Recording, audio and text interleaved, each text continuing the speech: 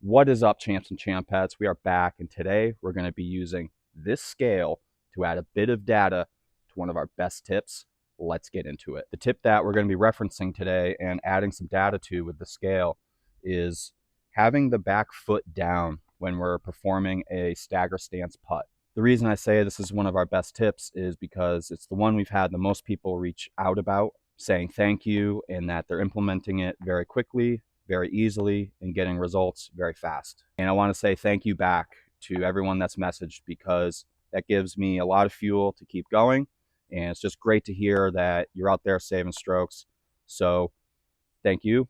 And, drop a like if you're getting some value out of these videos and maybe even saving some strokes. This tip is really easy to implement. It really is just about getting that back foot down, keeping that back foot down, having the iron heel, and just driving off of that. Not much else has to change with your timing, your arm swing, but it does make things easier.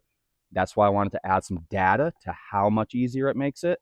Before we get into some specifics about how much power getting the back heel down adds, I just want to go over some basics about why I think getting the heel down is really working for me. I think the most basic thing that getting the back heel down does for you is help you engage more muscle in your legs, use your legs more, and get the disc driving at the basket. And you can stand up in the kitchen and feel this. It really engages much more muscle. It engages the inner hamstring, it engages the quadricep much more, it engages the glutes. Compared with if you have your back heel up, all you really have to drive forward is your quadricep to some degree, but mostly just your little calf muscle here. And yeah, that calf muscle is much smaller on its own compared with engaging all these other muscles. Just like in your backhand form or your forehand, like, you don't want to be all arm. You want to engage your legs, and I believe that can really help with your putting as well. So when I have my back heel down, I can get the putt started right on line. A lot of the work that the arm would have to do is just done by the legs. We're getting the putt started right.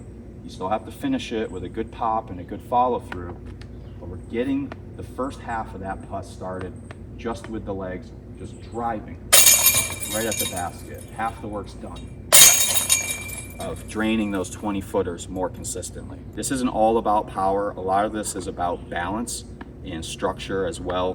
When I have my back heel down, I have this nice kind of right angle created with my feet that just gives me much more confidence and balance when I'm approaching my putt, compared with this much more linear progression toward the basket and much less balance. I can kind of fall side to side a little bit more compared with iron heel having this back foot down. Let's get into the data. Let's see how much more power getting that back heel down can add to your putt. I don't know this number. I've never done this test. My guess is that it's gonna be around double. That's kind of my feel. I don't think it's triple, but I also don't think it's only 50%. My guess is 100, so let's see what happens. And let's see what we get with our heel up putt here from 20 feet.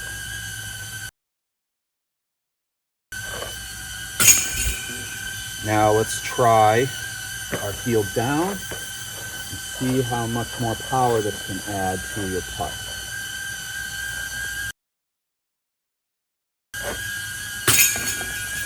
All right, let's crunch the numbers.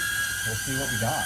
So that's 90% more pressure on the back heel when I'm going to really drive and release that putt. I wouldn't say I'm putting 90% harder, but I have 90% more pressure, confidence, balance, all of the above.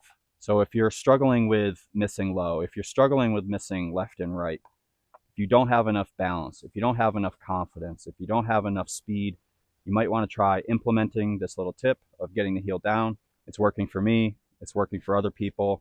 Just want to say thank you again to those of you reaching out, giving the great feedback, letting us know that some of this stuff is working for you. Until next time, stay putting confidently, stay throwing confidently. We'll catch you later.